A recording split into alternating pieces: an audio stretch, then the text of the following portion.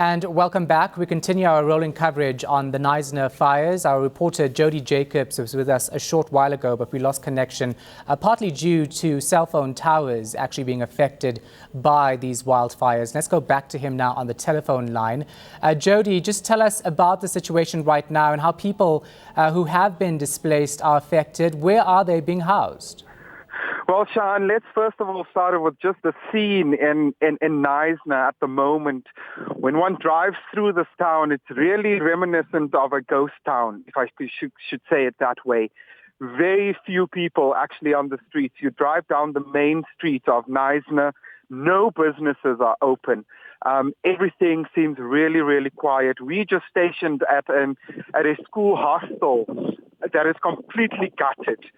Nothing survived in this particular hostel. And we saw some people just walking by to just come and take some pictures and just come and see what exactly the damage is. But then, of course, Shahan, there's this very strange picture, if I can put it that way, about this particular situation in Knysna. You walk through the streets or you drive through the streets and you'll find one or two completely gutted homes in one street. But meters away, you'll find homes that had survived this raging fire that persisted through the night.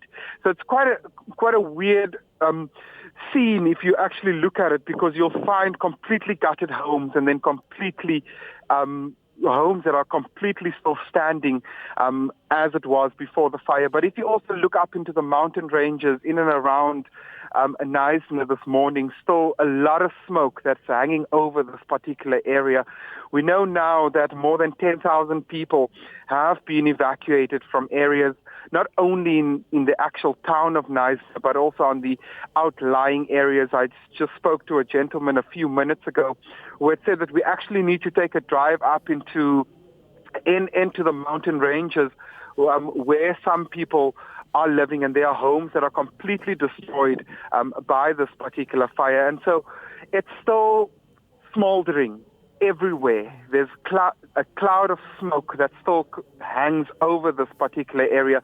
It started raining a few minutes ago, and it rained for all of 5 minutes.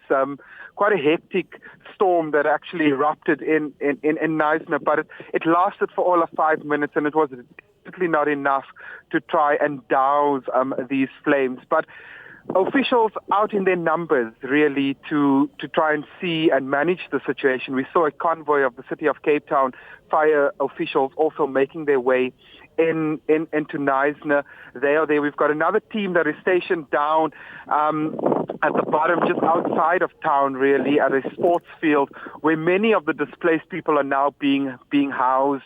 And a lot of people making calls on social media to really ask people to assist with food parcels and the bare essentials, really, because if you look at these houses that have been gutted, nothing is left of it. There are no beds. There's absolutely nothing that is left. So there's that call, of course, on social media as well for people to just assist those that lost everything here in Knysna. Now, Jody, bring it home for us. Of course, we're seeing the images on television, on social media, but tell us how people are feeling in the town. One can't help but imagine the fear they have. Absolutely, Shahan. There's no doubt about that. No matter who you speak to in town, people just have this fear all written all over their face, really. They are so afraid of what is going to happen next, what the next couple of hours are going to hold, because it is in your face. It's clear. Less than 100 meters away, there are these smoldering mountain peaks that is not too far away from where people are living. So people are living in constant fear. They are scared. Many people have also told us that have just stopped by, of course, curious that television cameras are here in this very small town of Knysna. Many of them saying that they didn't expect this to happen. They saw the fires on the mountain ranges, and they'd seen fires before in these particular mountain ranges, but never thought that it would come this close to their living spaces. A lot of them really distraught by the fact that they had lost everything. and that nothing actually survived. Those houses and homes that had been gutted last night, nothing is left of it. So people are really, really heartbroken about the memories that they have lost. Somebody telling us, as we were stopping, asking for directions, saying there's so many things within her in her particular home that she can replace by insurance, but then there are so many other things that are lifelong memories, family history that is now completely gone and gutted. Now, what about the efforts currently taking place by officials? They say it's difficult for choppers to go overhead because of thick smoke and gusty winds. What are you seeing? Does it look like it's a town that is currently being tended to by emergency services? There's no doubt about that, Shahan. There are emergency officials stationed all over. I think that it's all hands on deck really for every sphere of the security and safety clusters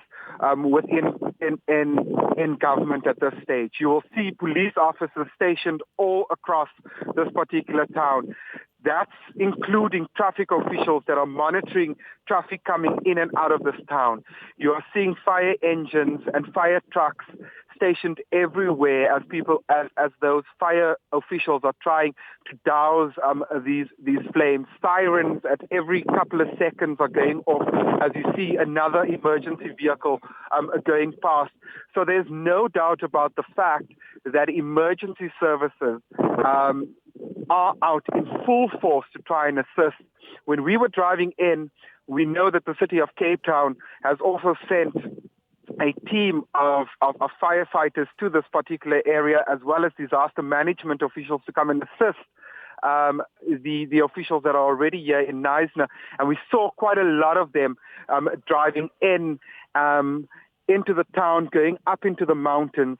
And so they are here. They are monitoring the situation, but it's being made very difficult by these gusty winds that continue to come up. So it dies down for a couple of minutes, and then it just comes up again.